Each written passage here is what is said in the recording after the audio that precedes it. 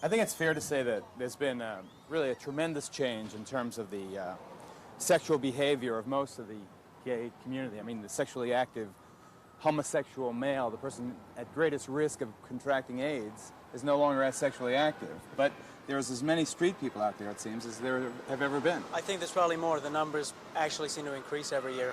That's incredible to me. I mean, are they totally oblivious to the fact that there's an AIDS epidemic? They're not totally oblivious. You know, a year or so ago, I would have probably said, yes, most of them were oblivious. Today, I think most of them are aware that there's something going on out there and that it's AIDS and that it's real dangerous. But, you know, there's several things to say to that. One is that, you know, when you're an adolescent, when you're young, not me, somebody else, you're invincible. It's real hard to see beyond the end of your nose. Two is that when you're out there living day by day, and it's a real day-to-day existence, it's real hard to, you know, look ahead. You know, wonder where will I be in 2 years? Maybe I'm going to have this illness.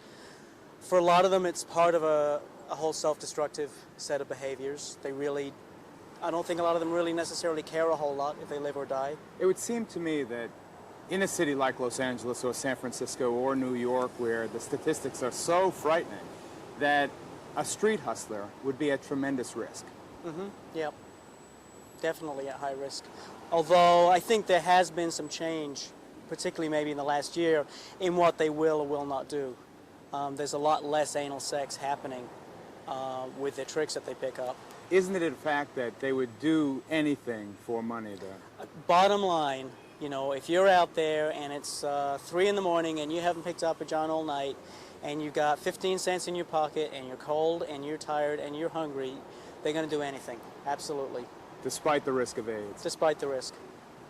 Give me a typical scenario, how one of these kids gets out there. A fairly typical story might be a kid from an abusing home.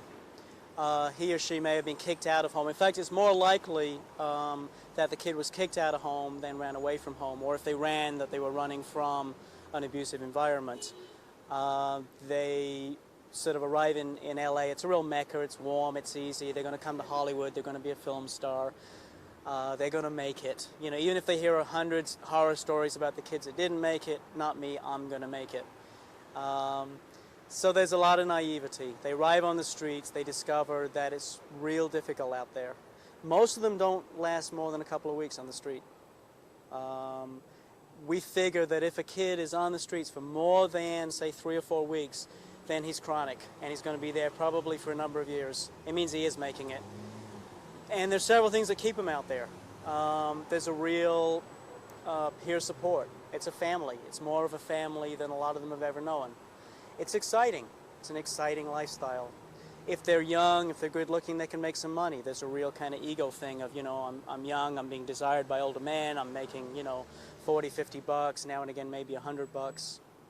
And for some of them, it's tied in with self-destructive behaviors where literally, you know, it's like, well, I'm being treated the way that I should be treated at a very internalized level, not at a real conscious level.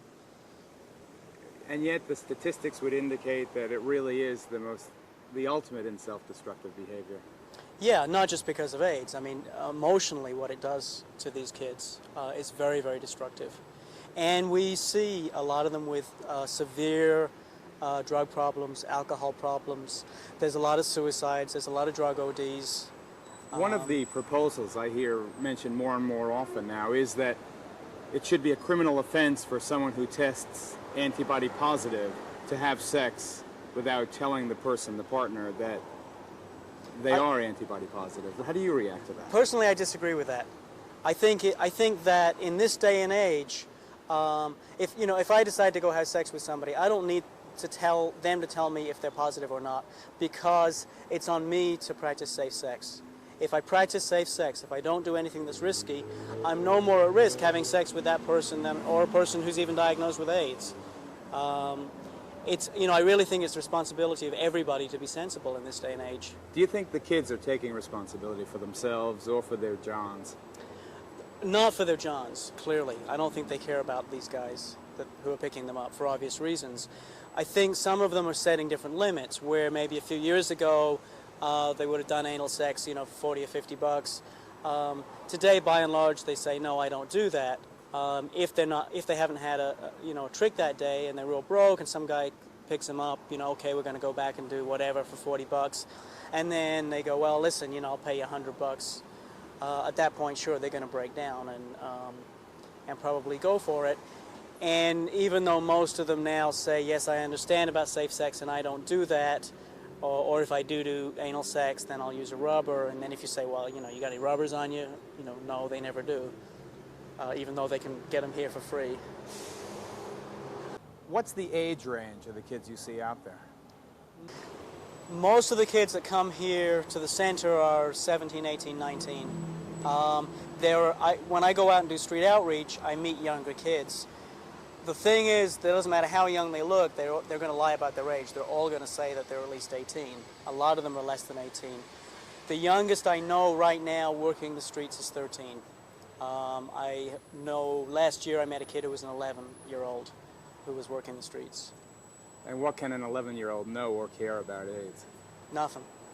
This 13-year-old that I mentioned, it's not in his reality. He knows it exists.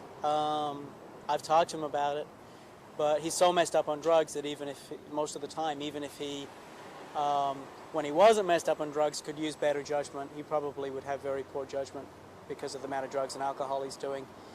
And I mean, for him, I see it totally as a self-destructive thing. I don't think he cares if he lives or dies. The kiss of death. Yeah, I mean, it's not. There's a line from a paper which I've actually heard. Some of these kids, as you get to know them and you build trust and the bullshit kind of falls away and they start letting down a little bit, you literally hear the line, it's like, I hurt so bad I just want to die. Which they do. Most of them are not real happy and in a lot of pain.